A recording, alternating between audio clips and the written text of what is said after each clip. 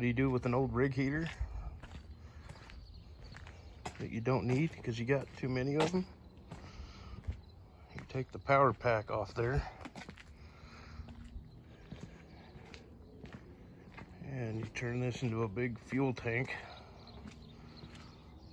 / service trailer. We're gonna put a flat top on there and probably a bunch of toolboxes. Morning folks, happy Sunday to you. So as you can see, I don't need any help thinking up projects to do. So we are turning that spare rig heater into a portable 180 gallon fuel tank / service trailer. So I'm thinking about mounting a service body or something on top of that and making it a giant mobile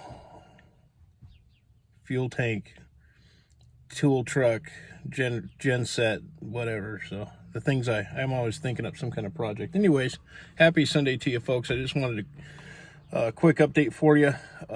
Real quick, one comment I want to get back to is Smell My Finger. Now that's a heck of a name, Smell My Finger, but he had some good questions, and I wanted to address the me saying that about it slowing down on the res. Listen, the res has always been busy for years. It's still going to be busy. It's got a ton of production and a ton of ducks and uncompleted wells up there.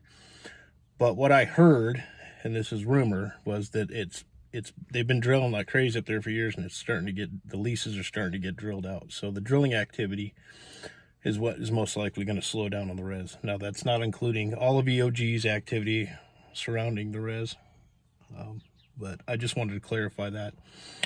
Number two, he asked about losing a man or two a day, and back in the day, it seems like every day on the radio you heard about a guy dying up here.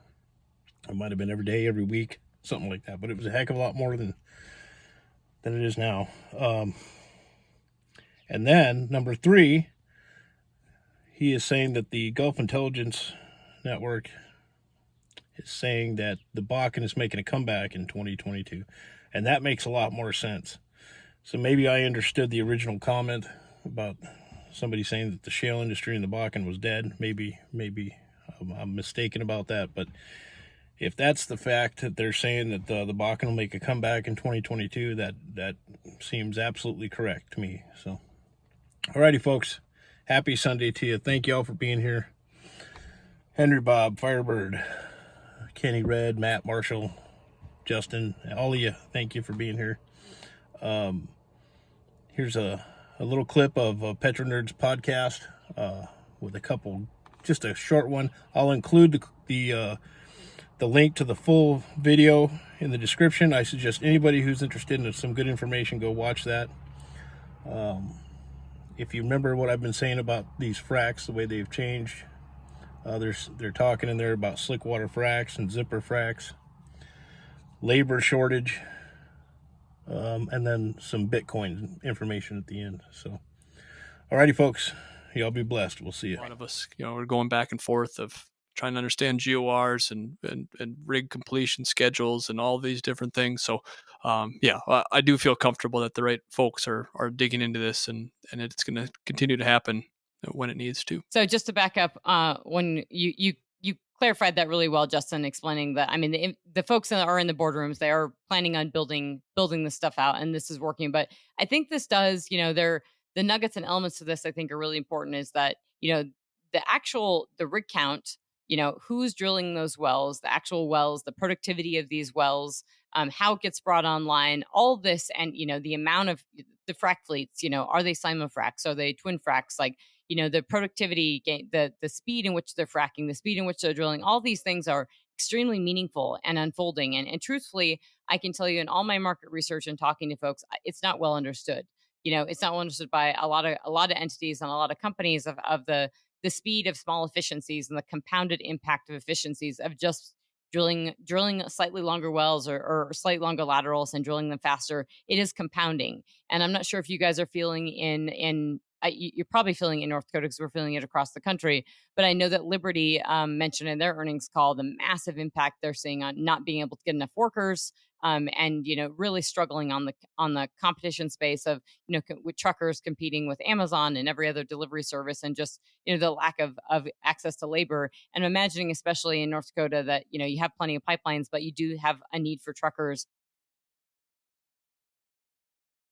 and you do have a need to move this frac sand, and things might be slow now, but as they sort of the price signals there and folks are ramping up, and entities like Continental are saying we're bringing another rig, and that's going to be counter cyclical to what we normally see when things drop off toward the back half of the year. Is that, are you going to start to see some tightness on those things? And I mean, I'm not necessarily saying that's a bad thing, but you may see some tightness in the market and getting all this stuff together. And are you seeing that now? Yeah, absolutely. So labor is forefront in a lot of discussions as well. So North Dakota, in the past, we were kind of counter cyclical to some of the national events going on, and so when the nation was going through some difficult labor force issues, North Dakota had jobs, and folks were willing to move here. After this last downturn, we're now in an environment where there's labor shortages in all sectors, and so folks don't necessarily need to move to North Dakota in order to have a good paying job in construction or trucking or you name it.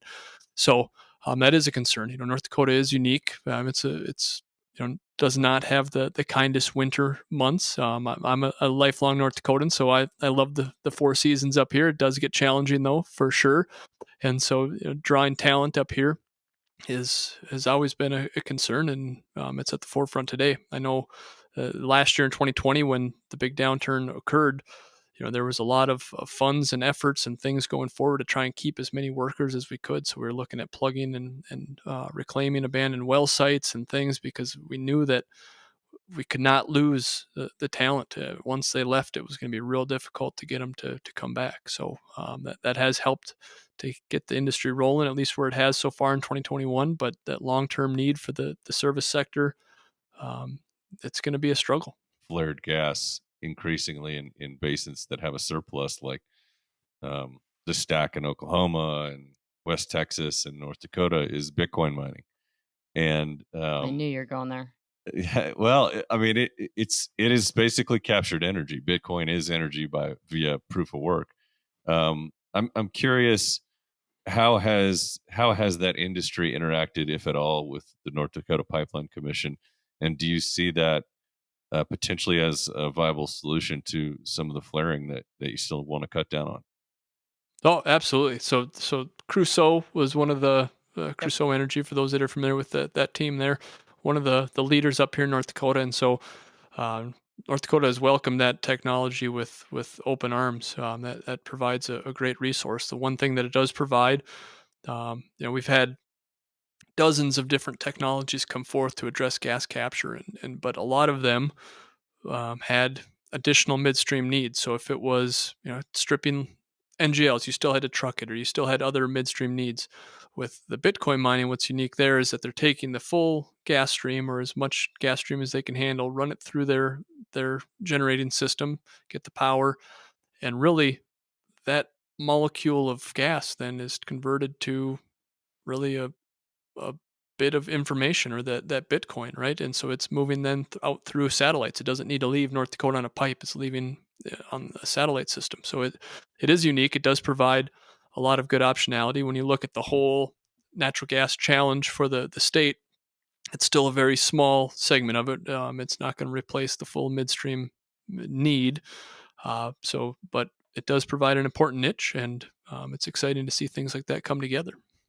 And Caruso, I believe, is, because I've spoken with them, is that their business model is to specifically go after gas that would be flared, right? So I believe that they're big in North Dakota because of that. So they can go in there, and they're not necessarily going for gas that otherwise could be captured and be marketable, but it's gas that would be flared. So I'm not sure what the volumes are they're doing in North Dakota, but it seems like, at least for some operators, especially trying to hit those targets, that it could be a viable solution for them. Yeah, and they're starting, I think, with Equinor now, and I think Equinor is their partner in North Dakota, formerly Statoil. Yeah, formerly Statoil, who bought Brigham.